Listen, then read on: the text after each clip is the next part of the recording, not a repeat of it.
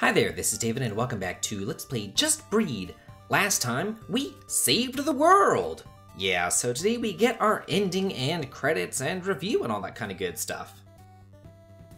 Oh, well, yeah, I mean, I did just save her. By the way, if you talk to any of these other people, they just say the exact same thing. So, don't worry about it. Let's just talk to everybody else.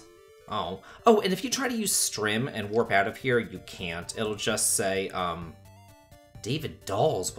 What? Oh, okay, he's selling dolls. Okay, I was confused right there. They'd say the same things as the other people. Yeah, I was like, David Dolls? Like, what in the world? But anyway, yeah, if you use the Strim spell and try to leave, you can't. It's just gonna say that it can't work right now. So this isn't like a Dragon Quest game or anything where you can go around to all the other towns and get all the different dialogue and all that kind of good stuff. Even though it is made by Enix. So, yeah. Oh. Yeah, no kidding. This should have started like, I don't know, 30 days ago? Hasn't it been about 30 episodes? Something like that. Oh. Wow, they're selling all sorts of souvenirs. Huh. You would think that they would know better than to sell them to me, considering I have the real thing. And I mean, this is my hometown. Everybody here should know me. But, they're not the smartest. Again, on this Earth. Is this really supposed to take place on Earth? Like, can't they come up with the name of their own planet? Just call it Gaia or something, you know? I don't know, that's just one of my pet peeves. It's not like a big deal, but it happens in so many games and it's such an easy thing to change that I'm surprised that more games don't, like, fix that. Oh, yeah, I've already talked to these people. Oh, another... Wait, is this supposed to be like an entire year has passed? I would imagine so. I mean, it has been quite some time since we started this, and we wandered like the Earth, went to all these different towns and everything, so I would imagine a lot of time has passed. I mean, more time than the time that passed in God whenever, spoiler alert, I got impregnated. So, yeah. She went from, like, getting pregnant to being bedridden in, like, 2 seconds. That was kind of ridiculous.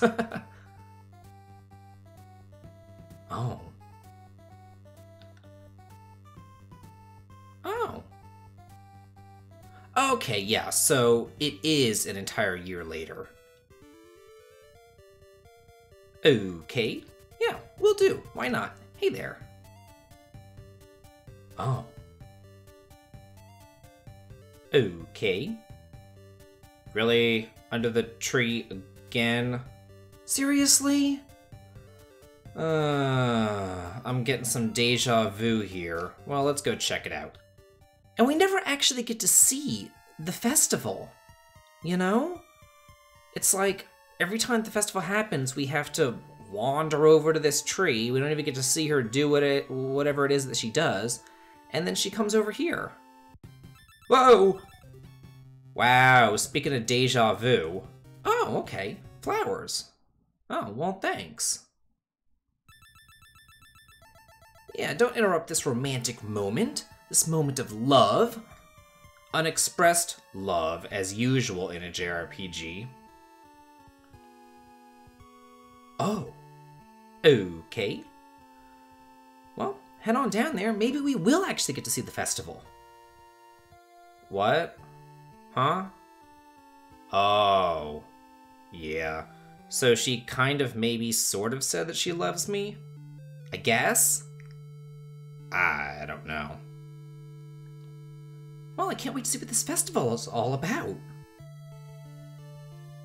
Is anything going to happen? Really, game? Seriously? So nothing happens! The festival is a black screen. That's just great.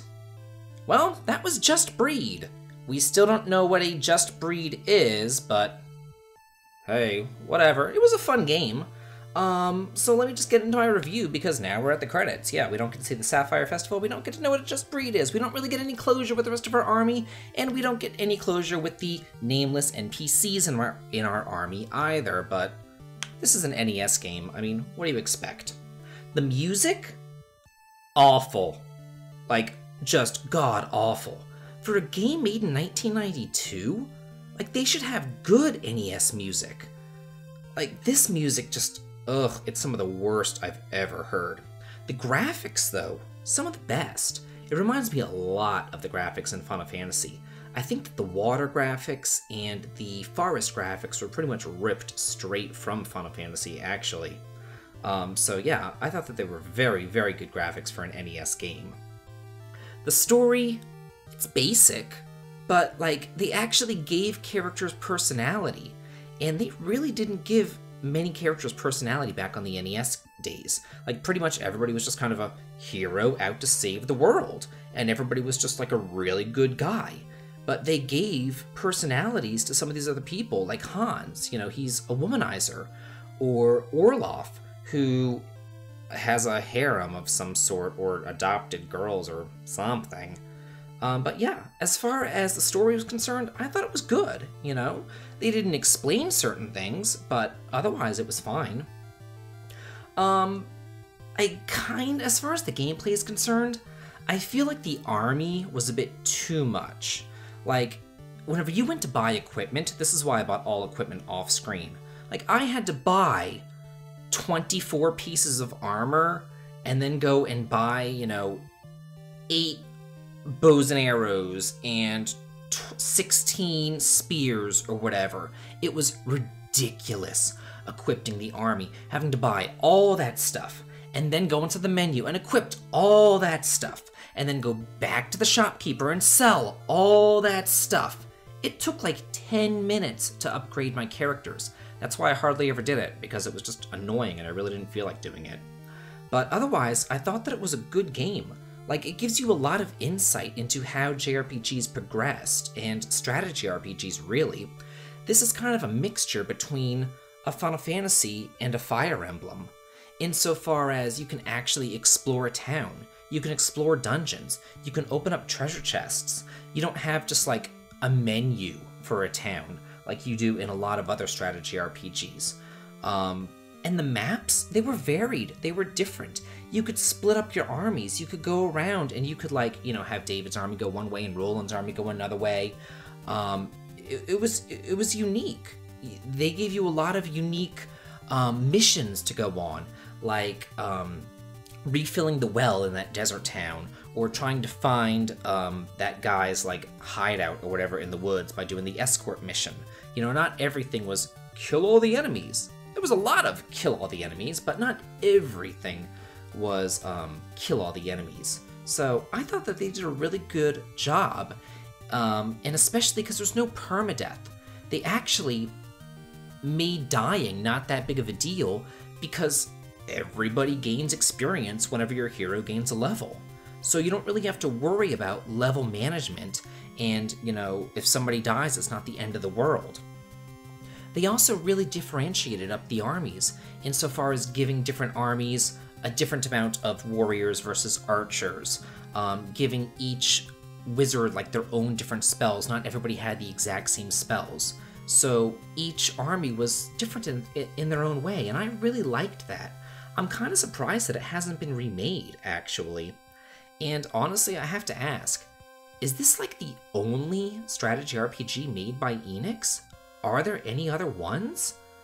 I can't really think of any, you know? Enix just kind of went into the Dragon Quest way, and Seven Saga, and Star Ocean, and things like that. But I can't really think of any other strategy RPGs, but they did a good job with this one, and I really enjoyed it. Hope that you guys enjoyed it as well. And this is David, signing off. Have a good day.